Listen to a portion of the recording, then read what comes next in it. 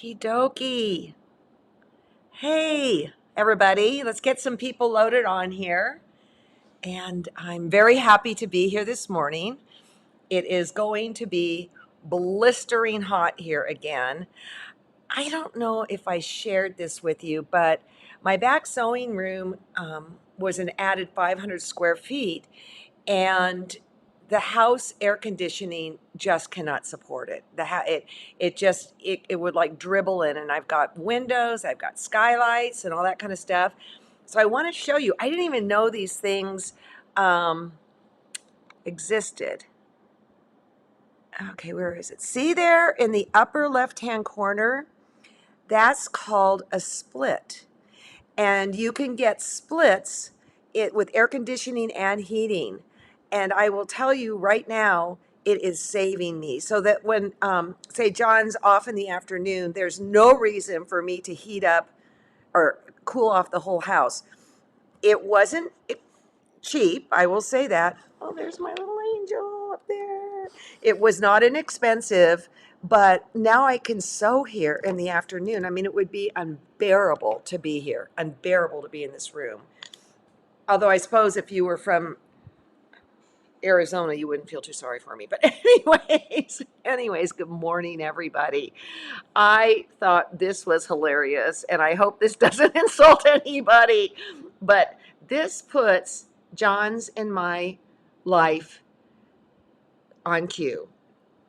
Did I tell you this?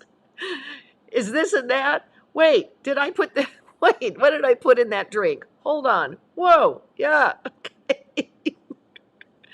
All right. All right.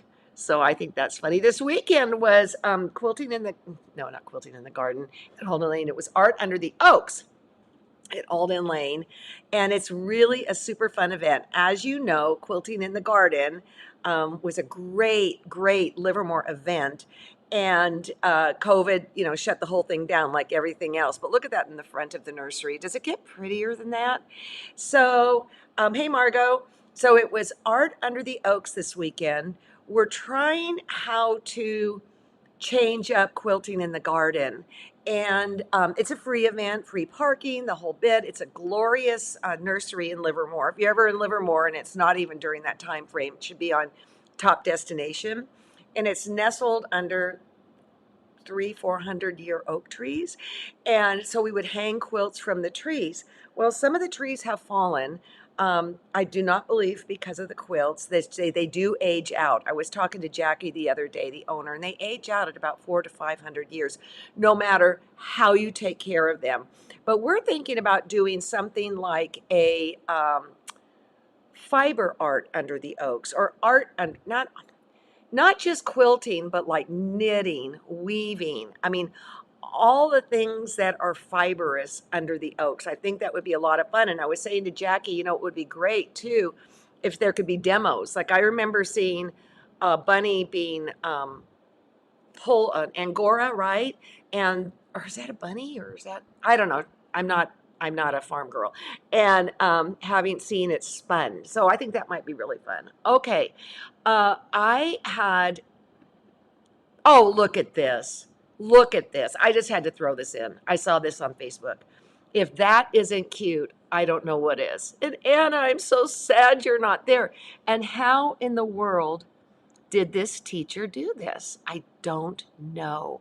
But this is art right here, right now. Remember that picture I showed you a couple months ago where it was all the ladies inside of windows of a building, I think in France, that was about to be demolished. The photographer had like 30 minutes to pull it off. And so I just saw this and it made me so happy. And then I found this. Here's the problem. On Monday mornings when I'm getting ready for you, I start going down Facebook to see what I can find just for fun stuff out there. And I would say that clarifies fun stuff. A dear friend of ours, Clara Lawrence, who could do horses so beautifully, sadly passed away from cancer, I'd say about a month and a half ago. And oh, she will be so missed. Okay, so what is this next picture?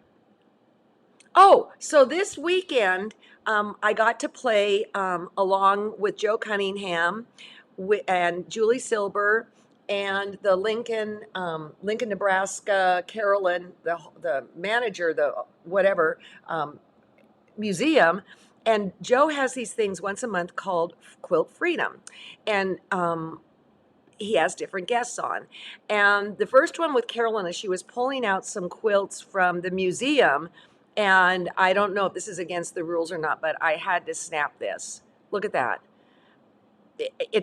We think it's a tie quilt. We think it sure looks like it. And then we were trying to figure out the circa of the ties. And I think the circa of the ties, at first somebody said 30s, and I think it's more like about 50s, 40s or 50s. But what's so cool about this, let's do a close up. The quilter, the person, the maker, ended up doing some absolutely exquisite embroidery in there. So I think this is just absolutely wonderful. And if you're not on Joe Cunningham's radar, you can see his name up there. You might want to sign up for his newsletters. He's very, very entertaining. What's the problem? Oh, Carolyn Ducey. What did I say? Oh, Carolyn Ducey is. I said Carolyn. Yeah, the International Quilt Museum in Lincoln, Nebraska. There, John just saved me. So, what's this next one? I did these Saturday, so I'm a little behind. Oh, I got this from Gail. And Gail is not a gnome lover, nor is my friend Robin Maimoni. And so she chose to put in a birdie, and she did her own thing. I want to point out how some of the flowers are blue. Um, I love this. I love this. I love, love, love, love, love this. And let's take a look at the close up of the bird. And I told Gail that honestly, I like hers better than mine. And that's what's so great in doing classes and this and that is you can get inspiration and then run with it, not with scissors. Look on the edge. She did a blanket stitch, which I'm going to show you today. It foils me every time until I sit down and look at the book and get going. And then she put beading on it. So I thought that was absolutely wonderful. Okay, so what we're going to do today is I want to show you what I've been working on too, just for grins.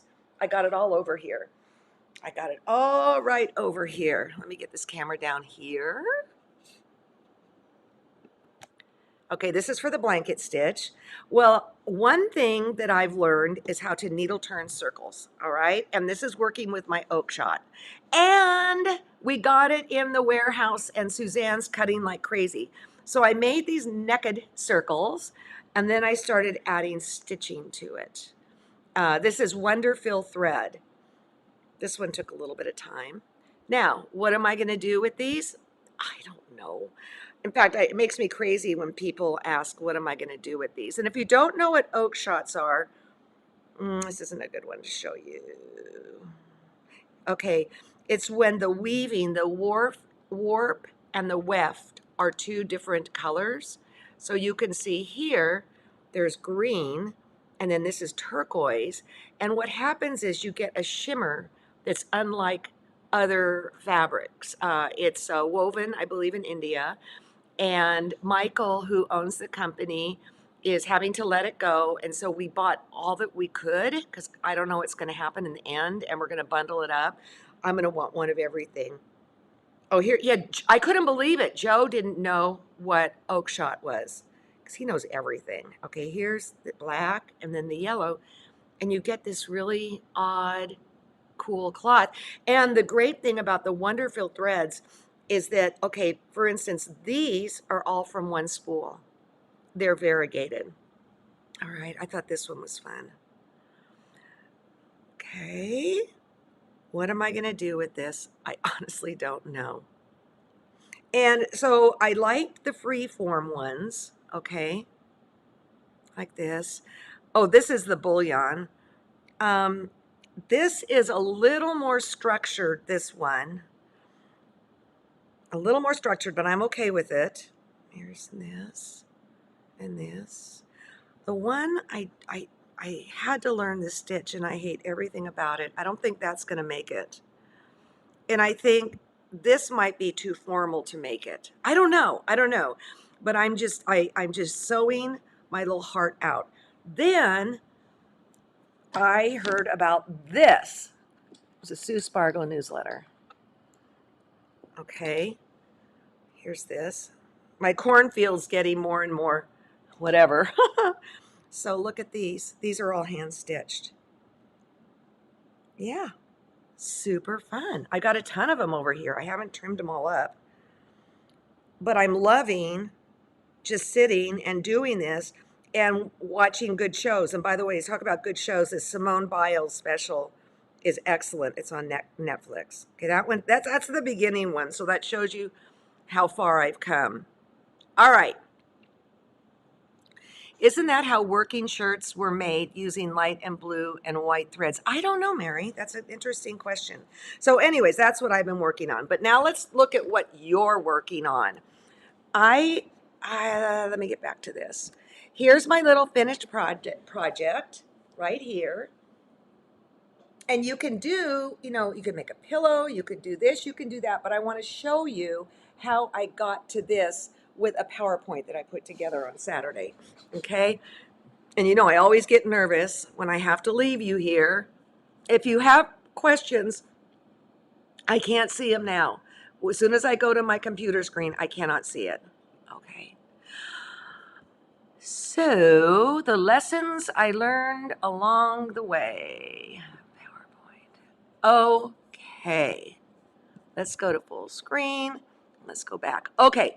So, the first thing I did when I was done with it is I put a very thin batting, and then you can see a cotton backing. And it got really two-dimensional for my taste. Okay. I did not like how it was going. So for me, I took it apart and I did not use batting. Do not use batting. Now, if you take a class from Sue Spargo and she tells you to use batting, you do what Sue says. I'm just telling you what I did and how I didn't like how it poofed up and everything. Now, I didn't have enough yellow. I had some, but not enough. So I ran down to the local quilt shop that, in between stitches, that carries the batting or that carries the wool of Sue Spargo, and I bought a matching piece. And what I did was I seamed it together. You can see the seam there going across. And then I pressed it open, and I used a really, really, really hot iron with steam. You want to get that thing open. Now, when you layer it, you're going to want to layer it so that the top, when you're looking at the top, you are not seeing those seams. You're going to see them on the back, but we'll take care of that, okay? So the next thing I did was I took my ruler and I squared it up. It's funny because I used to just kind of stick with one ruler, and then when Quilter Select came out, of course, I have a bunch of rulers, right? And boy, these different sizes really come in handy. I blanket stitch, okay, these are out of order, so excuse me while I jump around. I blanket stitched all around the raw edge, and then I used that foot on my Q20 and I went around the shapes. So I have layered the yellow background, the green on the yellow background. And then before I layered it, I did the blanket stitch on the green, and I'll show you that. Okay, and then when I'm all done quilting and everything, I decided which to put on the back to cover that, and I chose the pearls, and it's beautiful, but I have to quilt it first. So you can see that the top has been blanket stitched. I wanted to do a scallop on the bottom. I don't know why. I think around the edge it's about half an inch. The yellow is about a half an inch out. Actually I've got it right here. I could measure it. Yeah, about a half an inch. And then I left a whole lot more down below.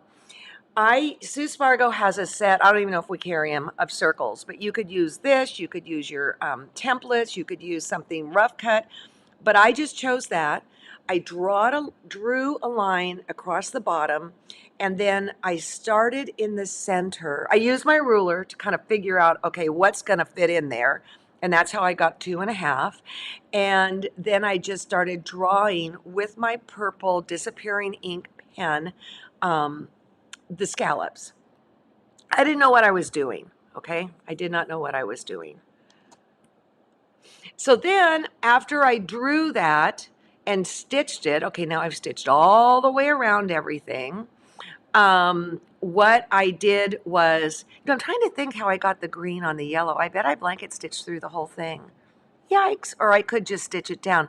I started auditioning circles for the bottom, and I thought that the peach red would be the way to go. These are the actual colors in it, and it did not work for me. Well, that's not bad, not great. This looks like eggs, hard-boiled eggs. No, no. Okay. Then the other thing I did was, let me go back. The other thing I did was I added my own doodahs to it. And that would be the circles, and I'll show you in a minute because it was too naked to me. And then I decided to add buttons to it. I just went to Grandma's button jar and pulled out these little itty bitty guys and did it. And so there we go. Now I have to take another picture of this because it can't be that off. It just can't be that off. And I don't have a way to fix it so it doesn't look off in this picture. So I will do better than that next time I show this to people. All right, so let me get out of here. I'm going to go down here to you guys, and I'm going to go back to me. Okay, so I'm going to show you. Oh, I did. You know what I did? I did put the green on the yellow and then blanket stitched it down. How do I know that? Because I can see it on the back. So that's how I did it. And then there's the beading that I did after. But you could see I had to machine quilt it before that. And there's no batting in this one. With the wool, the top layer and the bottom layer, there's plenty. There's absolutely plenty. It really bothered me how these were jumping out like that. It just bothered me. So I just took a seam ripper and took it apart. No big deal. Okay, so now what? Oh, I'm going to blanket stitch. This foils me every single time. Just saying. Go to the camera. Down here. Okay. Every time this foils me. So I have to get out one of my embroidery books and go, how do you do this? Okay, one of the things I'm pretty proud of is how uniform these are. And let me tell you, that did not happen by magic. What I did is you can take your ruler, right? Get that out of the way. And let me see, how big is that blanket stitched for grins? It's about ½ an inch. Okay, so I will come over, no, not ½ an inch. What am I saying? That's these rulers it's 1/4 inch. So what I'm going to do is I'm going to take my pen and I'm going to go like this. If you wanted, you could even mark. I don't need to do that. The part that messes me up every time, where's the lid for this pen? What did I do with it? You always want to shut this pen. I have nothing going on here and I've lost the lid to the pen. What the heck? Okay. What foils me every single time is intuitively I want to start in here on this line. But no, you start in the outside edge. So I'm not going to come up right out here. I'm going to come up right there. Oh, and I'm going to put a knot in my thread. This is a Wonderfill thread too. I got the delicious boxes of it at Market. You're never supposed to talk about buying things at Market, but I went up to Andrew and I said, oh, I really want that.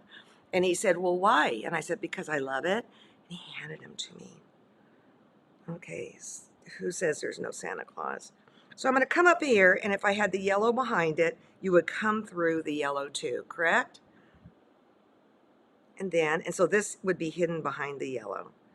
Then what I'm going to do is I'm going to pull with the thumb that is not holding the needle. Wait a minute. See, every time.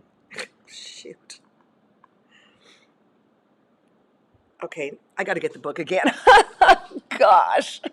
Every single stinking time. Okay, there we go. I just did this. And I can't find the lid to my pen either. I can't figure out that corn maze either. Okay, let me see if this is it. No, that's backwards. Oh my gosh. Forgive me. I am your leader. I understand that. Margo, where are you? God. I'm not looking at any comments right now. Outside edge. Okay, you come in. God. You're going to hear the language of quilting here in a moment. Because I want the edge to be out here. So I'm going to come up here, right up here. There we go. I'm going to wrap this around it. Let's get going here. Oh, for Pete's sakes. Hey, you want to take a class from me? There we go. We got it going. I'm using the line. Oh, geez. Now, when you're doing the yellow background, you'll be doing it like this in Nowhere Land. You just go like this, and this puts a nice finish on the edge. So I got to tell you, when you're taping something like this and you're screwing up like that, you feel like, okay, that just went on for 10 minutes. Go on top. Every single time I have to look it up. And I've probably only done 10,000 million of these. And that is no exaggeration.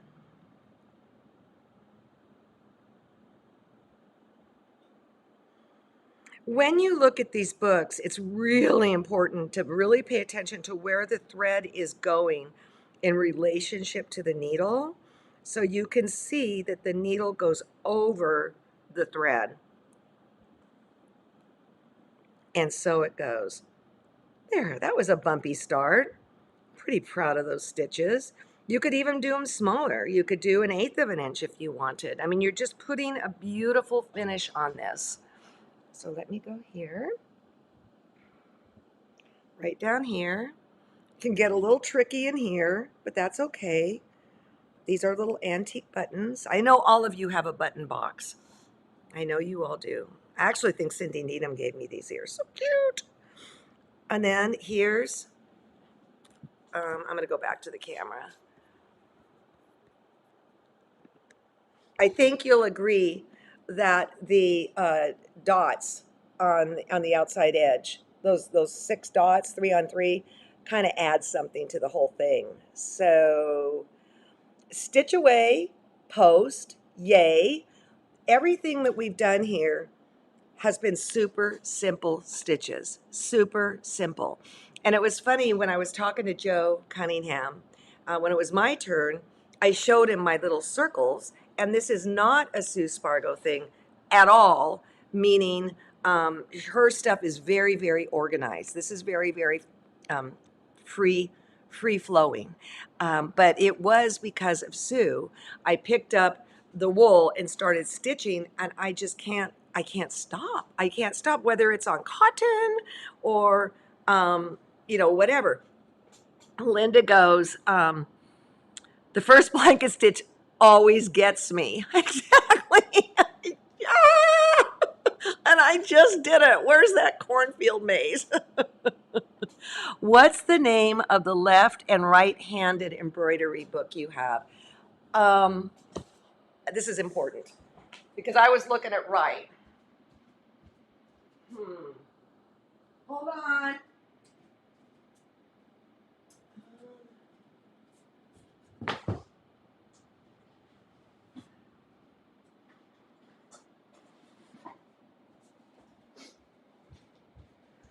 I do have an embroidery book if you're left-handed. I believe that Sue sells, and it's the left-handed embroidery book, okay? It's geared to left hand. And then it also, if I recall, let's just take a look at this one. It also down here has right-handed, but it's mainly all to left-handed. So that's a winner. Um, this one, and I believe we have this in the store, has left and right-handed by Kristen Brown. And I'll tell you, I like it when I can see the real stitch. I like it better than line drawings. Okay, what about this one? Yeah, this one too. This is Creative Stitches. I think this is the one I've been referring to most of the time for this project. It has both left and right-handed. And what I really like about this is that you can see the thread count. So you really, I mean, obviously I'm not working on that, but I can see the thread count and I can get an idea of what the different stitches are and how much to take, etc. Okay, let's see. Oh no, Barbara, I'm so sorry. Yes, I had 2 button boxes, but lost everything in my house on May 11th. Today I was blessed with a beautiful singer's machine. Yeah. So, okay, what's going on in my life other than I'm sitting here doing little itty bitty things? When we did the kitchen, when it rains, it pours. Our house is what, 60 years old, even though it seems like a contemporary house. It's 60 years old, and things are cracking and moving. And so our dining needs to be sealed with the cracks. It's nothing bad, it's just shifting ground. And the painters are coming. So on Wednesday, the painters are coming, and Ricky is gone, and Dee's not going to be here this weekend. So I feel like I'm abandoning you. But I will be back next Monday, and a little grace is going to have to go a long way in the next 2 months. You know how that is. Okay. Gail Jackson, buy 2. Restream put that. Oh, I just looked up on Amazon the first book you showed, left-handed embroider companion book, and it's $347. I'll sell you mine for $340. Oh my gosh! Go to Sue Spargo's site. Oh my God. Yeah, you see this rotary cutter? Yeah, it goes now for about $500. Happy to sell you mine. Oh my gosh, you guys are awesome. So stay cool if you're in the hot zone. Remember to look into the split if you're in an area that is becoming just horrible. And I will miss you guys too. Everything is just, I feel like that corn maze thing today. So we'll be here. I'll be back. I don't know what we're going to do. I got to think about it. I know I promised you circles. I don't want to stop in the middle of that. I'm trying to sort it out. That's what I'm trying to do. And Ricky got a couple really fan-frickin-tastic interviews. And one was with, She's not doing that this week. What are you talking about? Oh, don't forget we got the summer project going on, and we just did a live. So, and it was excellent. I learned stuff that I didn't know. How to get stripes going the same direction if you're doing an isosceles triangle and a square. Yeah, I didn't know how to do that. I do now. All right. You know, Betty Jo, thank you. Take care of yourself during all of this. I will.